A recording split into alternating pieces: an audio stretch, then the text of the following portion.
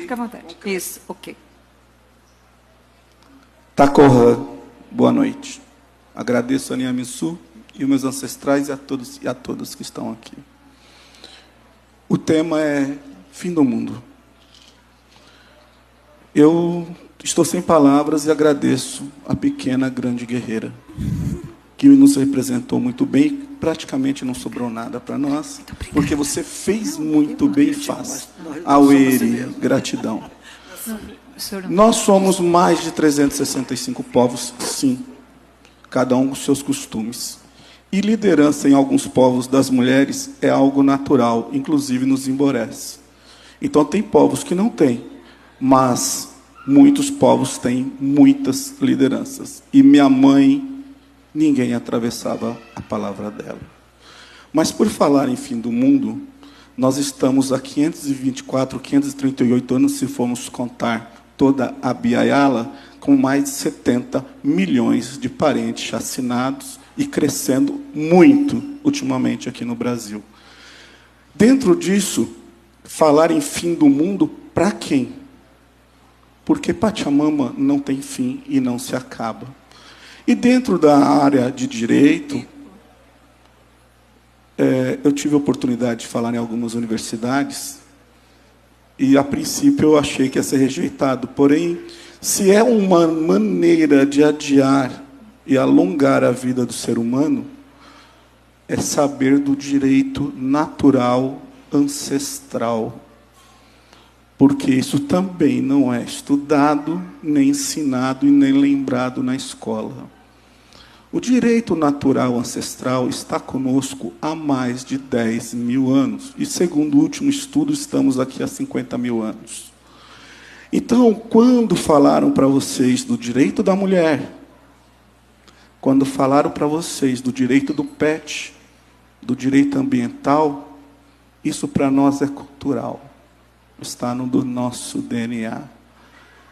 Então, adiar o fim do mundo, o mundo, Pachamama não está preocupada, porque ela não tem fim. E quando a grande pequena guerreira, se assim me permite dizer, falou, me faltou a memória agora, nós estamos falando de Pachamama, e falou das crianças, o qual o nosso coletivo trabalha há algum tempo, e falou do sussurrar da terra e da natureza para nós, e falou das perdas naturais. Para nós, cada perda natural em vão, uma caça por esporte, um rio, uma árvore tombada, para nós dói no coração. Se alguém aqui já perdeu um ente querido, para nós aqui é a mesma coisa. Então, quando ela fala do ente querido lá da terra dela, nosso coração se aperta aqui, também dá vontade de chorar. Cada parte da natureza nós dizemos, somos um. E isso não se ensina na escola e não se ensina em lugar nenhum, porque nós não educamos nossos povos, nós orientamos. Se eu for comer no restaurante, eu sou mal educado, com a mão.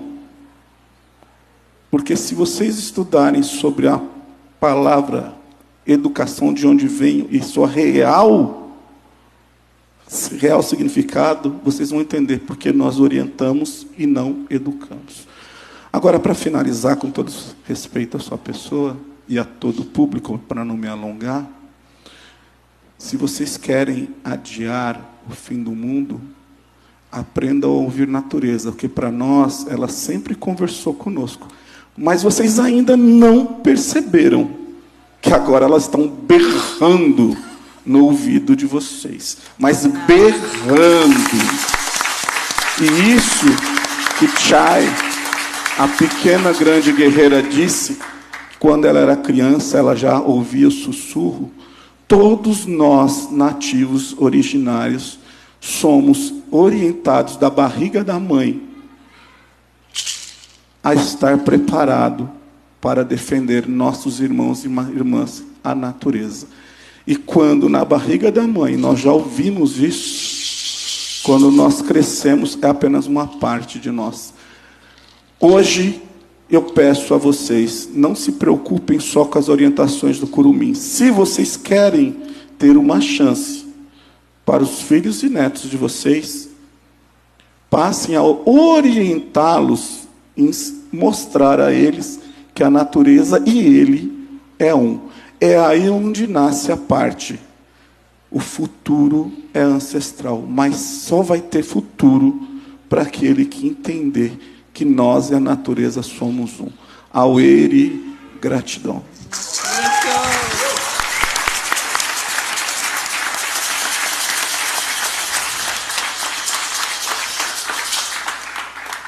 Aqui, na região de Ribeirão Preto, a gente tem muito poucas referências dos indígenas que habitaram esse território. Quando a gente pergunta, onde, quando, né? Quando saíram daqui, o que aconteceu? E na nossa conversa de preparação de hoje à tarde, a Claudilene falou uma coisa muito bonita. Então, eu queria que ela trouxesse, aí, quando a gente fala indígenas na região de Ribeirão Preto, eu gostaria que você trouxesse aquela fala para contribuir com a gente aqui. O que tem de indígena aqui? O que aconteceu aqui? Eu acho que, primeiro, eu gostaria de falar, né, uma coisa interessante que eu vim refletindo agora, que foi a pergunta que você fez, né, o que fazer para adiar o fim do mundo, né? Eu lembro que, eu acho que foi em 2012, né, que tem até aquele filme lá, O Fim do Mundo, né, não sei. Aí eu lembro que a gente era criança, né, e chegam para minha mãe, né, mãe, o mundo vai acabar, mãe, e agora, né, todo mundo assustado. Aí minha mãe olhou para a gente, não, ela falou, o mundo não vai acabar, somos nós que vamos acabar.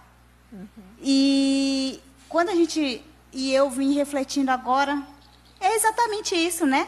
Somos nós que vamos acabar. E a gente já está fazendo isso. E só que ninguém percebe, né?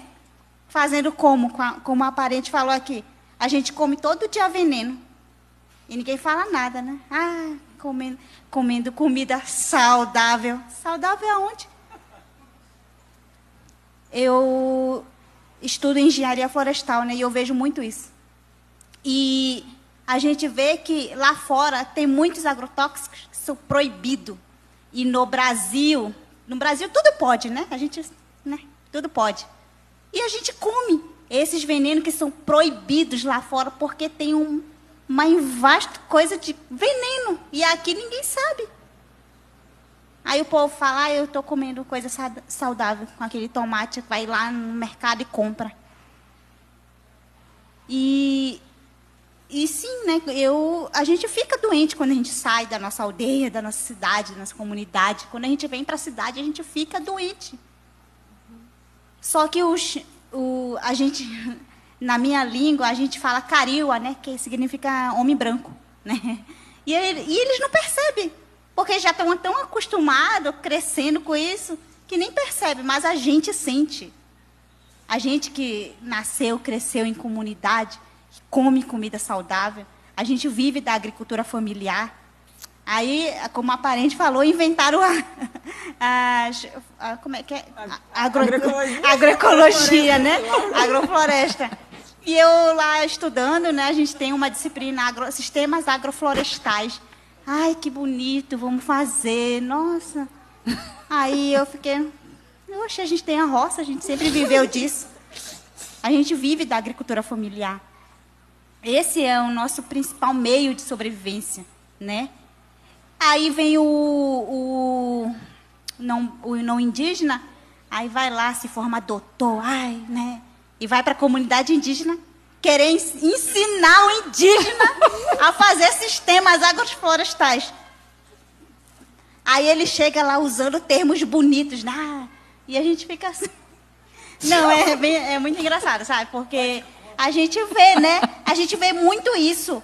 O não indígena chegar em uma comunidade indígena, querer ensinar o indígena. Não, como pode, né? E para ele está arrasando, né?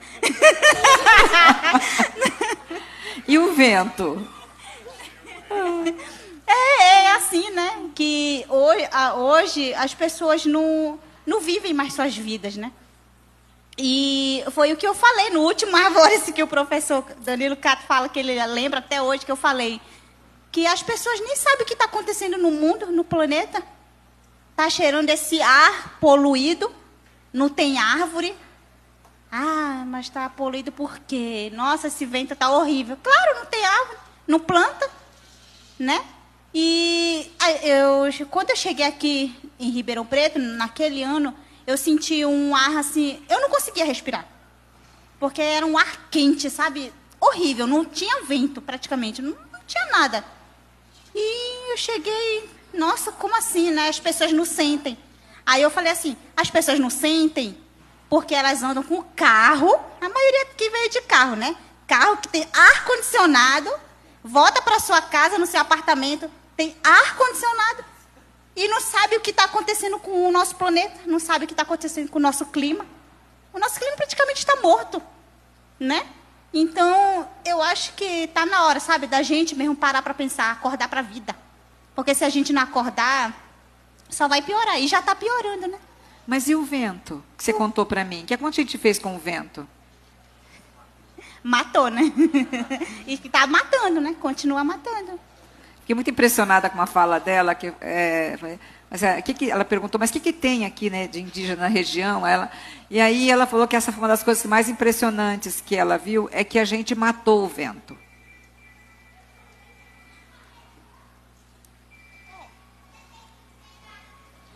E a gente comprovou isso, que esse ano mesmo o estado de São Paulo chegou ao pior ar. Gente, vocês estão respirando fumaça, sujeira, lixo. E tá tudo bem para vocês, né? E tipo, é isso, né?